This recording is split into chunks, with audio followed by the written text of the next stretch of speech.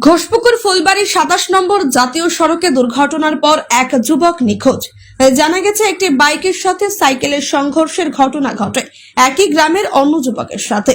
ঘটনার পর থেকে বাইক চালক নিখোঁজ হয়ে যাওয়ায় চাঞ্চল্য ছড়িয়েছে গোটা গ্রাম জুড়ে। নিখোঁজ যুবকের নাম বিনয় গোপ। সে স্থানীয় একটি প্রাইভেট সংস্থায় কাজ করে। প্রতিদিনের মতো বাড়ি ফিরছিলেন রাতে। সেই সময় বাড়ির কাছে একটি ব্রিজের ওপর দুর্ঘটনা ঘটে।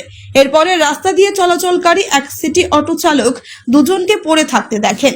এই খবরটি পাশে থাকা একটি পেট্রোল পাম্পে গিয়ে জানানো হলে তড়িঘড়ি স্থানীয়রা ছুটে আসে। ঘটনাস্থলে এসে দেখেন সাইকেল চালক রাস্তায় পড়ে রয়েছে। তাকে উদ্ধার করে প্রথমে ফাঁসিদেওয়া গ্রামীণ হাসপাতাল ও পরবর্তীতে উত্তরবঙ্গ মেডিকেল কলেজ হাসপাতালে পাঠানো হয়। অন্যদিকে খবর পেয়ে ঘটনাস্থলে পৌঁছায় ফাঁসিদেওয়া থানার পুলিশ। তবে বাইক চালক ওই বিনয় গোপের বাইক ও মোবাইল উদ্ধার হয়েছে, কিন্তু রহস্যজনকভাবে নিখোঁজ রয়েছেন তিনি।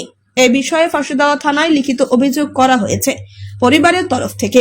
তবে স্থানীয় বাসিন্দা থেকে প্রশাসন সকলেই তার খোঁজ খবর শুরু করেছেন। অন্যদিকে পরিবারের তরফ থেকে আত্মীয় স্বজন বন্ধু বান্ধব সব জায়গাতে খোঁজ খবর করা হচ্ছে, কিন্তু তার খোঁজ মিলছে না।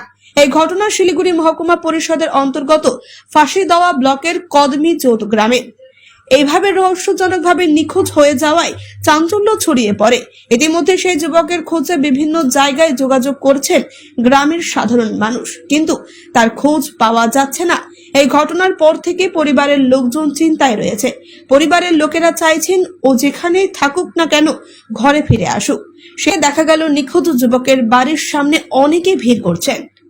कहीं भी है, जल्दी घर वापस आ जाइए। कल से सब कोई आपका बहुत इंतजार कर रहा है।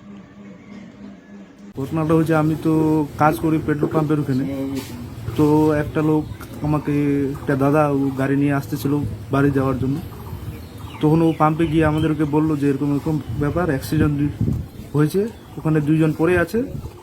তারপরে আমি সাথে সাথে আমরা ওখান থেকে পাম্পে থেকে আসলাম, দেখতেছি দুইজনে, একজন বলে মেডিকেলে নিয়ে গেছে আর একজনকে খুঁজে পাওয়া যাচ্ছে না। তারপরে দেখলাম যে বাইকটা শুধু আছে। ও তার অনেক খোঁজাখুঁজি করলাম, কিন্তু ওকে আর পাইলাম না ওখান থেকে। তারপরে কালকে রাত্রে থানাতে ডায়েরি দিলাম। থানার ডায়েরি দেওয়ার পর এখনো রাত পর্যন্ত এখনো খুঁজে পাইনি ওকে। কাকে পাওয়া যাচ্ছে না? বিনয় গোপ। কিসে ছিল? ও বাইকে ছিল। বাইকটা পাওয়া গেছে? বাইকটা পাওয়া গেছে, বাইক মোবাইল পাওয়া গেছে। হেলমেট, ওর সাথে হেলমেট ছিল, ব্যাগ ছিল, ওটা পাওয়া যায়নি, ওর সাথেই ছিল। কোথা থেকে আসতেছিল? ও ডিউটি থেকে আসতেছিল। কি কাজ করে? ও কাজ করে মাটিগাড়া একটা কোম্পানির, টাটা মোটরসের কাজ করে। তারপর যাকে সাইকেলে ধাক্কা লেগেছে তিনি কোথাকার? তিনি আমাদের এই পাড়ারই, দুইজনেই আমাদের এই পাড়ারই। মানে বিনয় গোপ নিখোঁজ রয়েছে এখন? হ্যাঁ, বিনয় গোপ নিখোঁজ রয়েছে। আর যার সাথে অ্যাক্সিডেন্ট হয়েছে ও অজয় সিংহ, ও এখন মেডিকেলে অ্যাডমিট। এটাই নিয়ে আমরা এখন খুব দুঃখিত আছি যে এখনো খুঁজে পাওয়া যাচ্ছে না। কালকে অ্যাক্সিডেন্ট হয়েছে, কালকে অ্যাক্সিডেন্ট হওয়ার পর এখনো খুঁজে পাওয়া যাচ্ছে না ওইটা নিয়ে। আপনার নাম? আমার নাম বিশ্বদেব সিংহ। বিষয়টা সেটাই তো, একটা অ্যাক্সিডেন্ট হলো যে আবার একজন যাকে অ্যাক্সিডেন্ট করেছে ও তো এখন মেডিকেলে আছে, ঠিক আছে। ও এখন বর্তমানে ঠিকই আছে, ঠিক আছে, কিন্তু এই আবার কোথায় চলে গেল ওটাই বুঝতে পারছে না কেউ। গ্রামবাসীও বুঝতে পারছে না, কেউ বুঝতে পারছে না যে গেল কোথায়। সবাই সন্দেহ করছে হয়তো কারো বাড়িতে আছে, কারো আত্মীয় স্বজনের বাড়িতে আছে, কিন্তু সব আত্মীয় স্বজনের কাছে খোঁজ নেওয়া হয়েছে, সব বন্ধু বান্ধব, ও যেখানে কাজ করে, ঠিক আছে, ওখান থেকেও ছেলেগুলো এসছে সবাই। ওদেরও বলা হলো যে তোদের বাড়ি গেছে নাকি, তো না, সবাই বললো যে না, কারো আমাদের কোথাও যায়নি আমাদের বাড়িতে।